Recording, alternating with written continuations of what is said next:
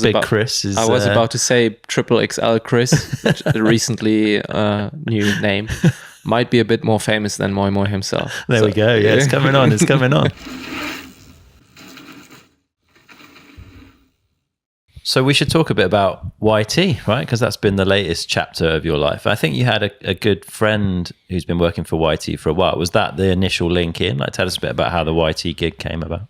Yeah, it kind of started a long while ago when, as you mentioned, Eric Irmisch, German Steve Pete, as they call him, he's been since day one with YT as a development writer and a racer. Yeah.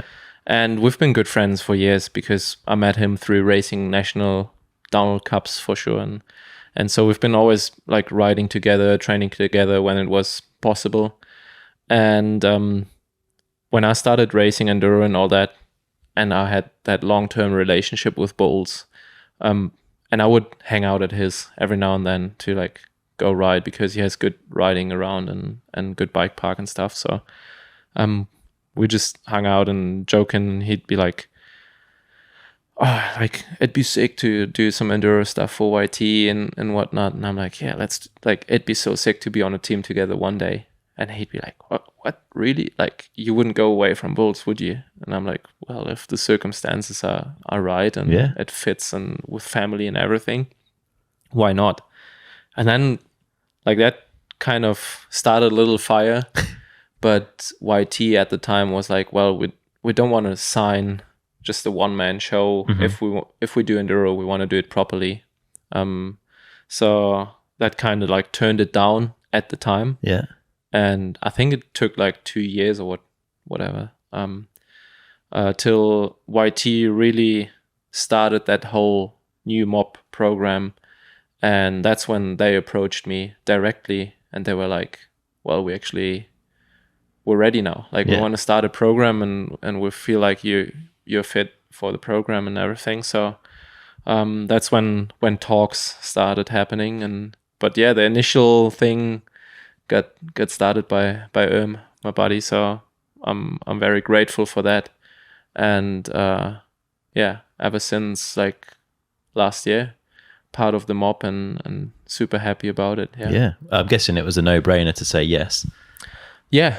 I mean, I had a nice spot where I was in the past and was rather secure in terms of like family providing and all that stuff. So it's nothing that you just throw away for a nicer bike or like a nicer team or whatever.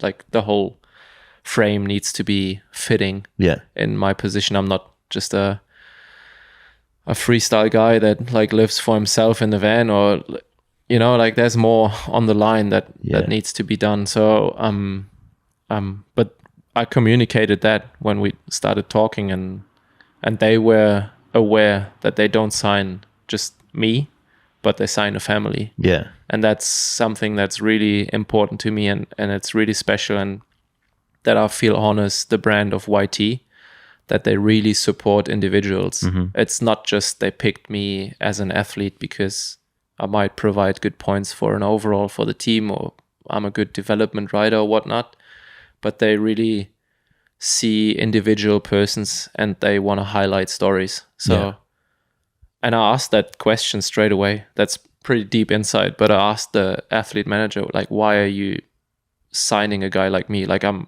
in my 30s, I'm a multi-time, not champ, but dad. Yeah. That's all stuff that doesn't win on a card. In terms on of top trumps. Exactly. And but he was like, well, you bring stability to the team, and that in that moment it became a no-brainer. Because I was like, sick. Like they actually highlight values and stuff that's not highlighted often enough on the circuit, I feel like. Definitely. And I do, like, I've spent a bit of time with YT. I've been lucky enough to go to headquarters and spend a bit of time with the UK team as well. And there is like, they have the slogan good vibes, but they do live that. And there also is a bit of a family feel to it, I would say. Like everyone seems to get on really well in the company.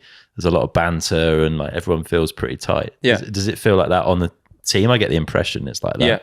Definitely. Yeah. Both, as you say, in the company and with the team. I'm only 2.5 hours away from HQ, so that's pretty cool for me too, because I can actually be there sometimes to have meetings with the R&D guys, where I also have partly a job and stuff like that. And it straight away it felt like I'm part of a family. Like, so many people were stoked to have me in the company.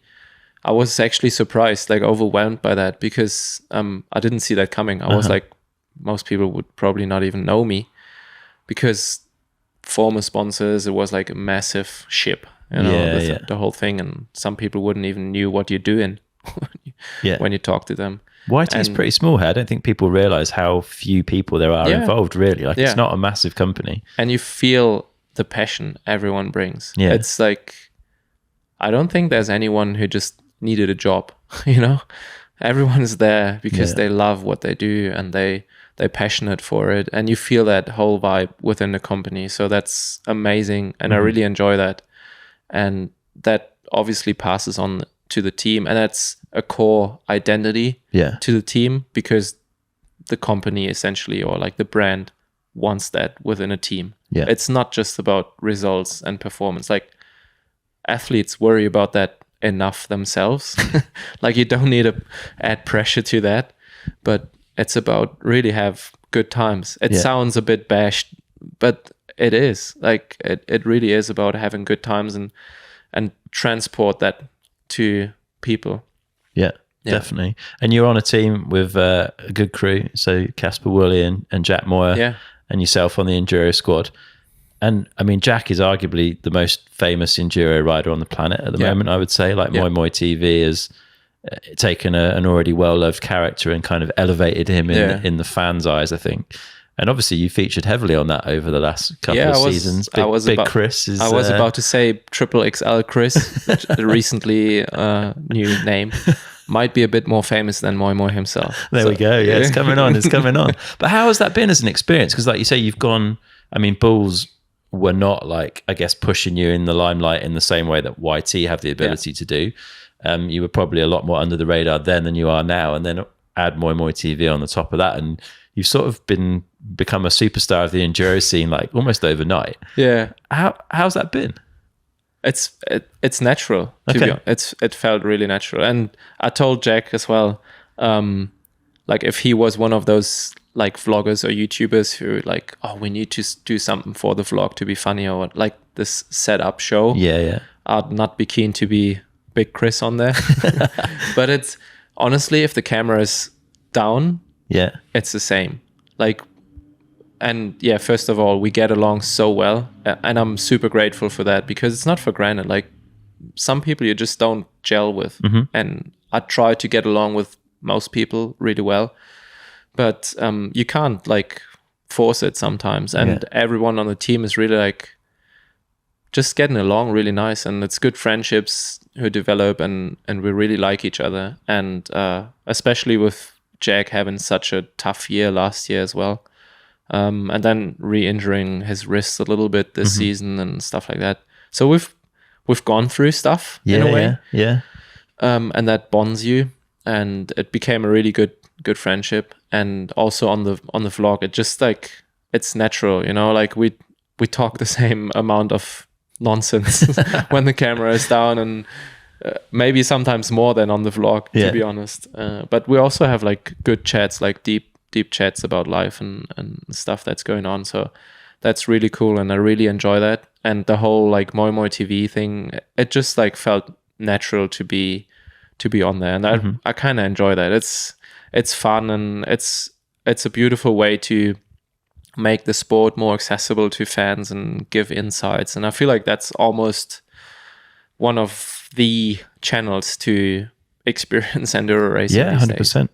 Yeah. And are you getting more support trackside as a result of like being Big Chris? Yeah, big time. Yeah. Like, honestly, and Texi, I was overwhelmed. It was crazy. I think maybe the crowd almost went as hard for me than for some of the Aussie guys or Jack himself. And you'd only been on the team then like a couple of months, right? Yeah. So it came up quick. But it shows how, like, especially the Aussies follow Jack, like Moi Moi TV. So it's been been really cool to like kind of benefit from that, or like it just feels cool. Like I'm super grateful for all that. Yeah, it must make the experience of being at a race even more fun for you, right? Yeah. To have that support and people wanting to come and meet you and chat, and must be cool. Yeah, and also as I mentioned to you earlier, it's kind of cool because I'm at such a different state of life, I'd say, or like in such a different position with having family and all that.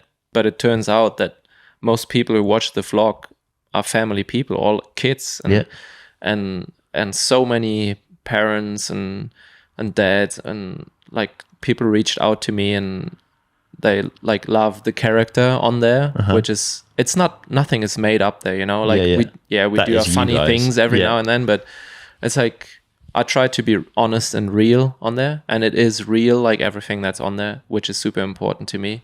But I feel like just sharing my heart every now and then hits a bit deeper than just talking about which corner you washed out in the race, you know. So and that seems to touch people and inspire people, and that comes back to me. Like I get messages on Instagram and stuff, and that keeps me going. That motivates me on days where I feel like quitting because it doesn't make sense when you sleep next to a kid's bed on the carpet overnight and you feel like, oh, I should train and should do this and that, and everything falls apart. But then you get a message and people are like, oh, I don't know, like we got inspired by what you do and we do this and that again now, and it's so good for our family. And I'm getting tears when I read stuff like that. And that's amazing. And that gives me motivation again to like, okay, let's keep you're going. a role model for family people that want to do something alongside it.